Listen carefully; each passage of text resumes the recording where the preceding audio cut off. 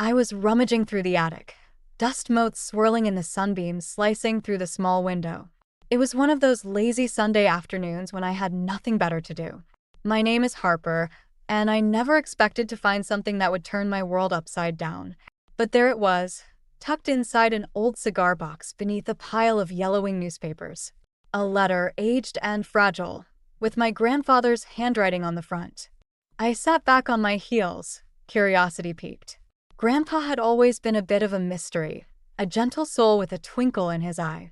But he never talked much about his time at the helm of the family business. I unfolded the letter carefully, the paper crackling in protest. As I read, my heart began to race, a mix of disbelief and dread settling in my stomach. The letter hinted at something dark, something unethical happening within Callahan Pharmaceuticals. My grandfather had known, and he had tried to stop it, or at least, that's what the letter suggested. It was cryptic, as if he feared someone might find it. But the implications were clear enough to me.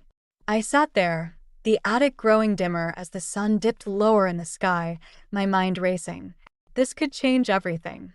My father, Everett, had always been so proud of the company, his legacy. But what if that legacy was built on lies? I felt torn, my loyalty to my family clashing with the sense of justice that had driven me my whole life. I knew I had to do something, but what? I stood up, brushing the dust from my jeans, the letter clutched in my hand like a lifeline. My heart pounded as I made my way downstairs, each step heavy with the weight of what I had discovered. Dinner that night was a quiet affair, the clinking of cutlery and soft murmur of conversation filling the dining room. My mother, Lorraine, was in her element, talking about the latest charity gala she was organizing. My father sat at the head of the table, nodding along but clearly more interested in his phone. My brother Nolan was absent, as usual, off on some archaeological dig halfway across the world. I waited until there was a lull in the conversation before speaking up. I found something interesting in the attic today, I said, trying to keep my voice casual. Oh. My mother looked up, her interest piqued. What did you find, dear? Just some old letters from Grandpa, I replied, watching my father's reaction out of the corner of my eye. He paused, his fork halfway to his mouth, but said nothing. How lovely, my mother said with a dismissive smile, already turning her attention back to her salad. I pressed on, my heart pounding. Actually, one of them mentioned something about the company. Some kind of issue he was concerned about. My father finally looked up, his expression unreadable. Old news, Harper. Your grandfather worried about everything. He was a good man, but he saw problems where there weren't any. There was something in his tone that made me uneasy, a flicker of something I couldn't quite place. I nodded, not wanting to push too hard. Not yet. But the seed of doubt had been planted, and I could tell it was going to grow. After dinner, I retreated to my room, the letter spread out on my bed. I needed to know more. I needed to understand what my grandfather had been trying to say. I pulled out my laptop, determined to dig deeper into the company's history, to find out if there was any truth to his concerns. As I started my research, I couldn't shake the feeling that I was on the brink of something much bigger than I had anticipated. My thoughts kept drifting back to my father, his dismissive tone, and the way he had avoided meeting my eyes. Was it possible he knew more than he was letting on? The more I thought about it, the more I realized that I couldn't let this go. I had to know the truth, even if it meant uncovering something that could tear my family apart. I glanced at the clock, realizing it was already past midnight. I closed my laptop, exhaustion pulling at me, but my mind was still racing. As I lay in bed, staring at the ceiling, I couldn't help but wonder what other secrets were hidden within the walls of my family's empire. And more importantly, what would I do when I finally uncovered them? The next morning, I found myself back in the dining room, staring at the remnants of breakfast. The tension from the previous night still lingered in the air, like a storm cloud refusing to move on. I could feel it in the way my father avoided eye contact, the way my mother busied herself with her phone, and the empty chair that usually belonged to Nolan. I decided to take the plunge. Dad, I started, trying to sound as casual as possible, about that letter from Grandpa. I was thinking maybe there's more to it. He looked up from his newspaper, his expression carefully neutral. Harper, it's not something you need to worry about. The company is in good hands. Is it though? I pressed, feeling a spark of defiance. I mean, if Grandpa was worried, maybe we should be too. My mother's voice cut through, smooth and dismissive. Darling, your grandfather was a wonderful man, but he often saw shadows where there were none. We should focus on the present. I nodded, but my mind was already racing. I needed to talk to Nolan. He had always been the one to question things, to dig deeper. Maybe he knew something. Later that day, I called him, the phone pressed tightly to my ear as I paced my room. His voice crackled through the line, distant but familiar. Hey, Harper. What's up? I found something, I said, diving straight in. A letter from Grandpa. It mentioned some issues with the company. There was a pause, a breath of hesitation. Harper, I know about it. His admission hung in the air between us, heavy and unexpected. You knew? I asked, my voice a mix of surprise and hurt. Why didn't you say anything? It's complicated, Nolan replied, his tone weary. You know how Dad is. And Clayton. He's been involved too. Clayton. Of course. Our cousin had always been ambitious, always vying for a bigger piece of the family pie. What do you mean? Look, I can't get into it over the phone. But there's more going on than you realize. Be careful, okay? I hung up, feeling more confused than ever. If Nolan was worried, then this was bigger than I thought. I needed to find out what Clayton was up to, how he fit into all of this. That evening, I cornered Clayton at a family gathering. He was standing by the bar, a drink in hand, charming as ever. Harper, he greeted me with a wide smile. Long time no see. Yeah, it's been a while, I replied, trying to keep things light. I wanted to ask you about the company. I've heard some things. His smile faltered, just for a moment. Oh? What have you heard? Just some rumors, I said, watching him closely. About some questionable practices. You wouldn't know anything about that, would you? Clayton chuckled, but there was an edge to it. You know how people talk. Always looking for something scandalous. I nodded, pretending to accept his answer, but I could see the flicker of uncertainty in his eyes. He was hiding something, and I was determined to find out what. As the evening wore on, I kept an eye on Clayton. He was schmoozing with some of the board members, his charm on full display. But there was something else, a tension in his shoulders, a quick glance over his shoulder every now and then. He was nervous, and that only fueled my resolve. Back at home, I sat on my bed, the weight of the day pressing down on me. My family was hiding something, and I was caught in the middle of it. I thought about my patients, the people who trusted me to help them navigate their own challenges. How could I stand by and do nothing when my own family might be hurting others? I knew what I had to do. I needed to dig deeper to find the truth, no matter the cost. As I lay down, the room darkening around me, I couldn't shake the feeling that I was standing on the edge of a precipice, about to leap into the unknown. The next morning, I woke with a new determination. I needed to talk to Elias to get his perspective. He had always been my rock, my sounding board. As I dialed his number, I couldn't help but wonder what he would think of all this. Would he stand by me, or would this be the thing that finally drove us apart? As the phone rang, my heart beat in time with it, each ring a reminder that I was on a path I couldn't turn back from. After my conversation with Elias, I felt a renewed sense of determination. He had listened patiently, his calm, steady presence grounding me as I poured out my fears and suspicions. His encouragement to confront my father had given me the push I needed. I knew it was time to face the truth, no matter how painful. I spent the next morning combing through the financial records I'd managed to dig up. The numbers were dizzying, a tangled web of transactions that seemed to hint at something more sinister beneath the surface. I took a deep breath, knowing I had to confront my father with what I'd found. That evening, I found him in his study, the room dimly lit by the glow of his desk lamp. He looked up as I entered, his expression unreadable. Harper, he greeted me, his voice a mix of curiosity and caution. Dad, we need to talk, I said, my voice steady despite the nerves twisting in my stomach. I laid the records on his desk, the paper rustling ominously in the quiet room. I found these. They don't look right. He glanced at the papers, his expression shifting from surprise to something harder, more guarded. Where did you get these? He asked, his tone sharp. Does it matter? I shot back, feeling a surge of defiance. What matters is what they show. There's something wrong, and you know it. He leaned back in his chair, a heavy sigh escaping him. For a moment, I saw a flicker of vulnerability, a crack in the facade. Harper, you don't understand. This is business. Sometimes you have to make tough decisions. Tough decisions? I echoed, incredulous. Grandpa wanted to stop this. He knew it was wrong. Your grandfather was an idealist, my father replied, his voice tinged with frustration. He didn't understand the pressures of running a company like this. I shook my head, disbelief coursing through me.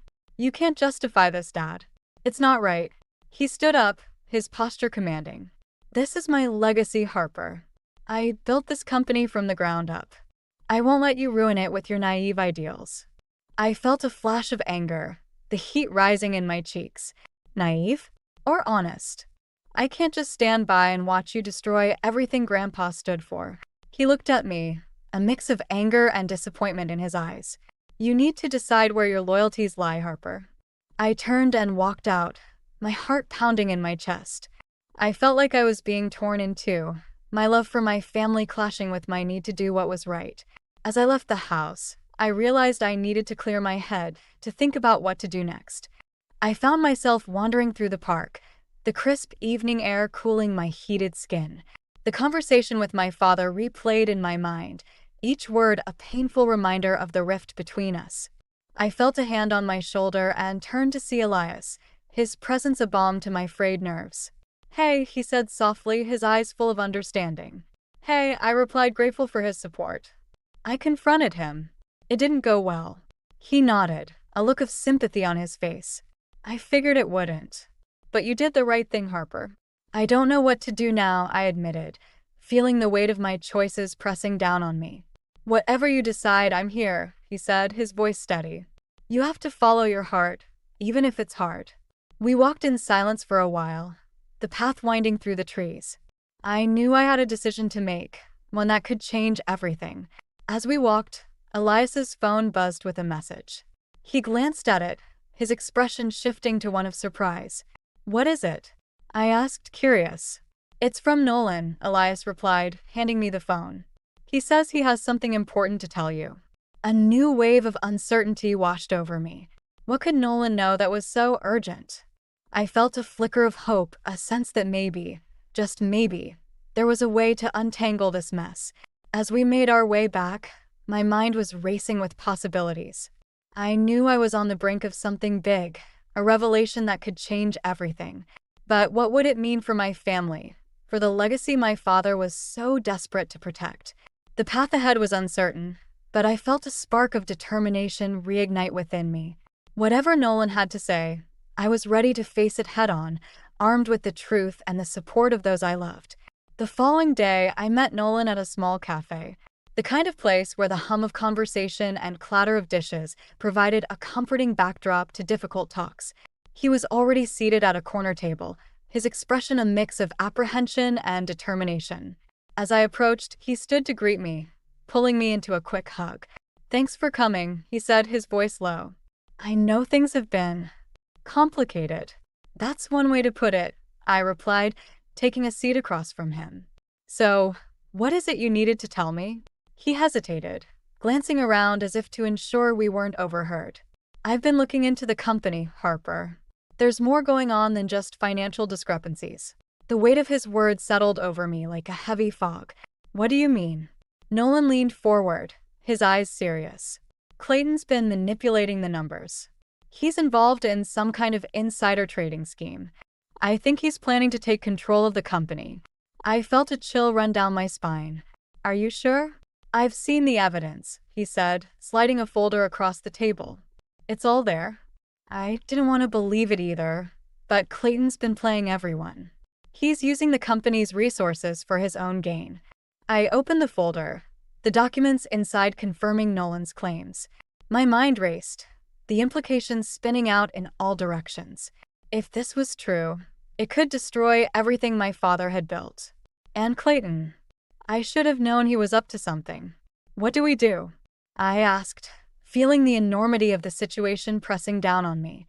Nolan sighed, running a hand through his hair. We have to confront him. But we need to be careful. Clayton's not going to go down without a fight.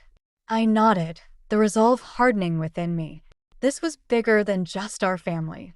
It was about justice, about stopping Clayton before he could do more damage. But I knew we had to tread carefully. Back at home, I found myself pacing the living room, the folder clutched in my hands. I needed to talk to Elias to figure out our next steps. As if on cue, he walked in, his expression shifting to concern as he saw my face. "Harper, what's wrong?" he asked, coming to stand beside me. "It's Clayton," I began, handing him the folder. "He's been manipulating the company." Nolan found proof. Elias scanned the documents, his brow furrowing. "This is serious. If we expose this, it could ruin him." "Exactly," I said, feeling the weight of the decision before us. "But if we don't, who knows what he'll do next?" Elias nodded, his gaze steady. "We have to do what's right, Harper, even if it's hard." I took a deep breath, grateful for his unwavering support. "I know, but this could tear my family apart." "We'll face it together," he assured me, his hand warm on my shoulder. That evening, I called a family meeting, my heart pounding as I waited for everyone to gather. My father was first to arrive, his expression wary. My mother followed, her usual poise tinged with curiosity. Nolan was last, his presence a silent show of support. Once we were all seated, I took a deep breath, the words heavy on my tongue. "I have something to tell you. It's about Clayton." My father's gaze sharpened, his posture tense. "What about him?" I slid the folder across the table, watching as he opened it, his expression shifting from confusion to anger. "These are serious accusations, Harper." "They're not accusations," I replied, my voice steady. "They're facts. Clayton's been using the company for his own gain." My mother gasped, her hand flying to her mouth. "Everett, is this true?" He looked up, his face a mask of disbelief. "I don't know. But if it is, we can't let it continue." The room was silent, the weight of the revelation settling over us like a thick fog. My father looked at me, his eyes filled with a mix of anger and betrayal. "What do you want to do?" I met his gaze, feeling the strength of my convictions. "We need to confront Clayton. We can't let him destroy everything Grandpa worked for." There was a pause, the tension in the room palpable. Then slowly, my father nodded, a reluctant acceptance in his eyes. "You're right. We need to stop him." As the meeting ended, I felt a sense of resolution, a new determination to see this through. But I knew the hardest part was yet to come. Confronting Clayton would be a battle, one that could change everything. But with Elias and Nolan by my side, I felt ready to face whatever came next. The next morning, I woke with a sense of dread curling in my stomach. Today was the day we would confront Clayton. I could feel the tension in the air as I got ready, each movement heavy with anticipation. Elias was already up, his calm presence a reassuring anchor in the storm of my thoughts. "Are you ready for this?" he asked, handing me a cup of coffee. "As ready as I'll ever be," I replied, trying to muster a smile. "We need to stop him before things get worse." We met Nolan outside the office building, the morning sun casting long shadows on the pavement. He looked as tense as I felt, but there was a determination in his eyes that mirrored my own. Together, we walked through the glass doors, the sound of our footsteps echoing in the lobby. Clayton was in his office, a sleek, modern space that seemed to reflect his ambition. He looked up as we entered, surprise flickering across his face before he masked it with a smile. "Harper, Nolan, what brings you here?" I took a deep breath, stepping forward. "We know what you've been doing, Clayton. The insider trading, the manipulation. It's over." He leaned back in his chair, the smile never leaving his face. "I have no idea what you're talking about." Nolan placed the folder on Clayton's desk, the documents spilling out like a damning cascade. "It's all there. You can't deny it." Clayton's eyes flicked over the papers, his expression darkening. "You think you can just walk in here and accuse me of this? You're playing a dangerous game." "I'm not the one playing games," I shot back, my voice steady despite the adrenaline coursing through me. "This isn't about us. It's about doing what's right." He stood, his demeanor shifting from casual to threatening in an instant. "You have no idea what you're getting into. This company is mine, and I won't let anyone take it from me. The room was thick with tension, the air crackling with unspoken threats. I could feel my heart pounding, my resolve hardening with each beat. We're not backing down, Clayton. Not this time. For a moment, I thought he might lash out, but then he laughed, a cold, humorless sound. You think you're so righteous, Harper, but you're just like the rest of us, clinging to a legacy that doesn't belong to you. His words hit me like a blow, the truth of them stinging more than I cared to admit. But I couldn't let him see that. I couldn't let him win. This isn't about the legacy. It's about justice. Nolan stepped forward, his voice calm but firm. We're giving you a chance to step down quietly. If you don't, we'll have to take this public. Clayton's eyes narrowed, the mask slipping to reveal the anger beneath. You think you're the heroes in this story? You're just pawns in a game you don't understand. I met his gaze, refusing to back down. Maybe. But at least we're trying to change the rules. The silence that followed was heavy, the weight of our confrontation hanging in the air like a storm cloud. Finally, Clayton nodded, a reluctant acceptance in his eyes. Fine. You want to fight? You've got one. As we left his office, I felt a mix of relief and apprehension. We had taken the first step, but I knew the battle was far from over. Clayton wouldn't go down without a fight, and the stakes were higher than ever. Back at home, I found myself pacing the living room, my mind racing with possibilities. I knew we had done the right thing, but the fear of what might come next gnawed at me. Elias watched me, his calm presence a balm to my frayed nerves. You okay? He asked, his voice gentle. I don't know, I admitted, stopping to face him. I thought I knew what I was doing, but now, everything feels so uncertain. He nodded, understanding in his eyes. It's okay to be scared, Harper. But you're not alone in this. I took a deep breath, trying to steady myself. I just hope we're doing the right thing. We are, he assured me, taking my hand. And whatever happens, we'll face it together. As the day wore on, I felt a new determination settling over me. This was about more than just my family. It was about standing up for what was right, even when it was hard. I knew the road ahead would be tough, but with Elias and Nolan by my side, I felt ready to face whatever came next. The family gathering was supposed to be a celebration, a momentary pause in the storm that had engulfed us. But as I stood among the familiar faces, the weight of what I had to do pressed down on me like a physical force. The room buzzed with laughter and clinking glasses, but all I could hear was the pounding of my own heart. I spotted my father across the room, his presence a commanding force as he held court among a circle of board members. My mother was nearby, her laughter ringing out like a melody in the chaos. I took a deep breath, steeling myself for what was to come. Elias squeezed my hand, his silent support grounding me. I nodded, a wordless exchange that conveyed everything I couldn't say aloud. It was time. I approached my father, each step feeling like a mile. He looked up as I neared, his smile faltering as he read the determination in my eyes. Harper, he greeted me, his tone cautious. Enjoying the party? We need to talk, I said, keeping my voice low. He nodded, excusing himself from the group and leading me to a quieter corner. What's this about? I took a deep breath, the words heavy on my tongue. It's about Clayton. We confronted him.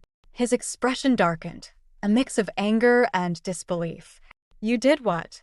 He's been using the company for his own gain, Dad. We have proof, I said, my voice steady despite the fear knotting in my stomach. He shook his head, a bitter laugh escaping him. You're making a mistake, Harper. You don't understand what you're doing. I understand enough, I replied, feeling the heat of my convictions. This isn't about us. It's about what's right. He leaned in, his voice low and dangerous. And you think you're the one to decide that? You're just a child playing at being a hero. His words stung, but I refused to back down. I'm trying to fix what's broken, Dad. This company isn't what it used to be. He straightened, a cold fury in his eyes. You're just like your grandfather, always seeing problems where there are none. Maybe he was right. I shot back, the words spilling out before I could stop them. Maybe you're the one who's blind. The silence that followed was deafening, the tension between us a living thing. I could see the hurt in his eyes, a vulnerability I hadn't expected, but it was gone in an instant, replaced by a steely resolve. "You're making a choice, Harper," he said, his voice cold. "And you'll have to live with the consequences." I felt a chill run through me, the finality of his words sinking in. "I know, but I can't stand by and do nothing." He turned away, dismissing me with a wave of his hand. "Then you're no daughter of mine." The words hit me like a physical blow, the air rushing from my lungs. I stood there, frozen, as he walked away, his back a wall I couldn't breach. I felt Elias's presence beside me, his arms slipping around my shoulders, pulling me back into the present. "Harper," he murmured, his voice a lifeline. "We'll get through this." I nodded, the motion automatic. But inside I felt hollow, like a part of me had been carved out and discarded. My father's words echoed in my mind, a reminder of the cost of my choices. As the evening wore on, I found myself retreating to the edges of the gathering, the noise and laughter a distant hum. I felt adrift, the ground beneath me shifting with each passing moment. Nolan found me there, his expression a mirror of my own turmoil. "I'm sorry, Harper," he said, his voice thick with regret. "I didn't think it would come to this." "It's not your fault," I replied, though the words felt empty. "We did what we had to do." He nodded, a silent agreement that did little to ease the ache in my chest. "We'll figure it out. Together." As the night drew to a close, I felt a new determination settle over me. I had lost my father's support, but I still had Elias and Nolan, and I still had the truth. It would have to be enough. But as we left the party, a new complication arose. A call from the office, urgent and insistent, pulling me back into the fray. Clayton had made his move, a last-ditch effort to seize control and silence us once and for all. The stakes had never been higher, and the path ahead was fraught with danger. But I knew I had to see this through, to fight for what was right, no matter the cost. The news from the office hit like a punch to the gut. Clayton had called an emergency board meeting, a last-ditch effort to consolidate his power and silence us for good. I felt the urgency in every fiber of my being as we rushed to the company headquarters, Elias and Nolan at my side, a united front against the storm. The boardroom was already buzzing with tension when we arrived, the air thick with anticipation and unspoken alliances. Clayton stood at the head of the table, exuding confidence, his eyes gleaming with the arrogance of someone who believed victory was within reach. Harper," he said, his voice smooth and condescending. "I was wondering when you'd show up." I met his gaze, refusing to be intimidated. "This ends today, Clayton." He laughed, a sharp, mocking sound. "You think you can just waltz in here and take what's mine? You're delusional." The board members shifted uncomfortably, their eyes darting between us, sensing the battle lines being drawn. I felt the weight of their scrutiny, but I couldn't back down now. "We have evidence," I said, my voice steady. "Evidence of your insider trading, your manipulation of the company's finances." "It's over." Clayton's smile faltered, a flicker of uncertainty crossing his face before he masked it with bravado. "You're bluffing. You have nothing." Nolan stepped forward, placing a thick file on the table. "We have everything. And if you don't step down, we'll take it public." The room fell silent, the tension so thick it was almost suffocating. Clayton's eyes narrowed, a dangerous glint in them. "You think you're the saviors of this company? You're just trying to destroy everything we've built." "We're trying to save it," I countered, feeling the truth of my words resonate within me. "This isn't about revenge, Clayton. It's about justice." He sneered, his composure slipping. "Justice? You think you're some kind of hero? You're just a spoiled brat trying to play with the big boys." The words stung, but I held my ground, drawing strength from Elias and Nolan beside me. "I'm not playing, Clayton. This is real. And it's time you faced the consequences." The board members exchanged glances, the tide of opinion shifting as they weighed the evidence before them. I could see the doubt creeping into their eyes, the realization that Clayton's reign might be over. But then, in a move I hadn't anticipated, Clayton pulled out a document of his own, slamming it onto the table with a triumphant grin. "You think you've won? Think again. This is a contract, signed by your father, giving me control of the majority shares." My heart sank, the revelation hitting like a cold wave. I glanced at Nolan, his expression mirroring my shock. This was the twist we hadn't foreseen, the final card up Clayton's sleeve. The room erupted into chaos, voices overlapping as the board members reacted to Clayton's revelation. I felt the ground slipping away, the certainty I'd clung to crumbling beneath me. But just as despair threatened to take hold, Elias stepped forward, his voice cutting through the noise. "That contract is void."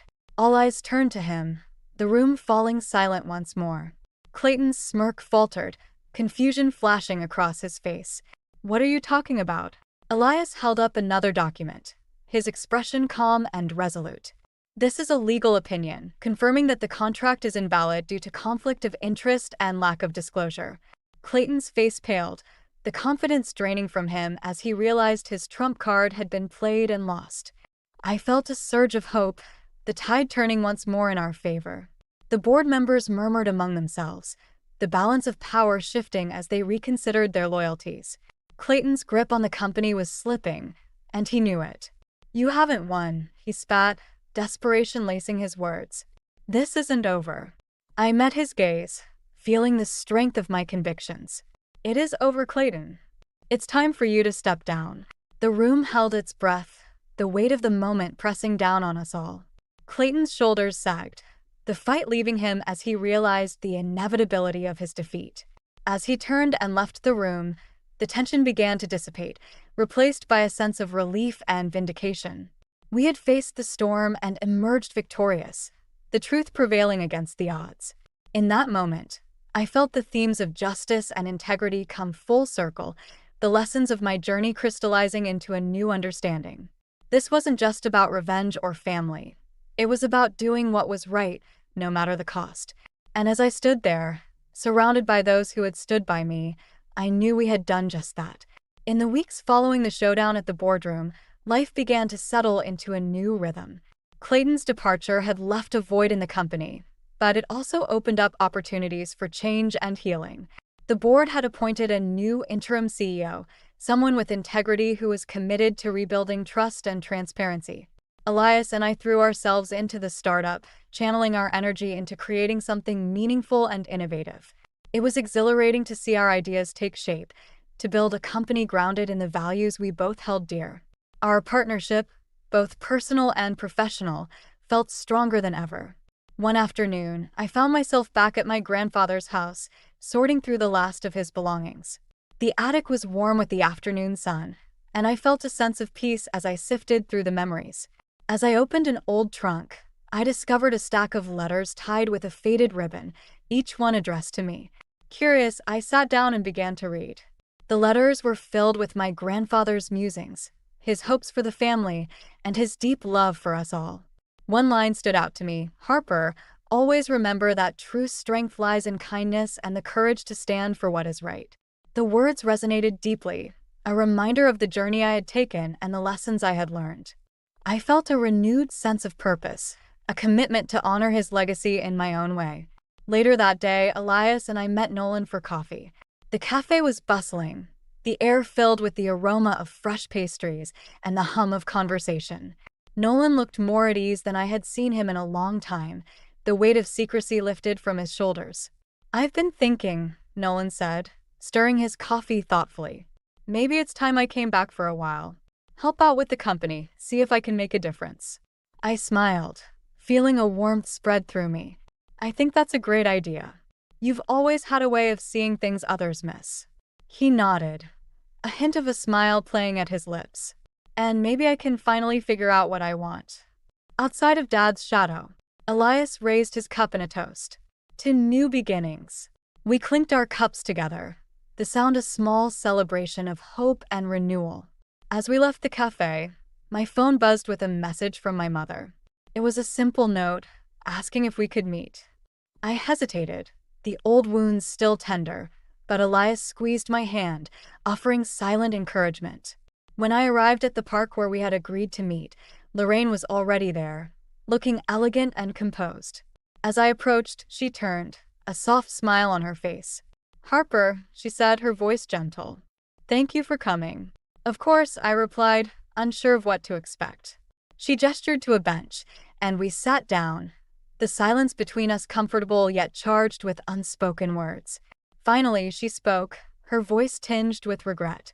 I've been thinking a lot about everything that's happened, about the choices we've made. I nodded, letting her continue. I want you to know that I'm proud of you, she said, her eyes meeting mine, for standing up for what you believe in. It's not easy, but you did it. The words were a balm to my soul, a healing I hadn't realized I needed. Thank you, Mom. That means a lot. We sat in silence for a moment, the weight of past conflicts slowly lifting. It wasn't a complete reconciliation, but it was a start, a chance for healing and understanding.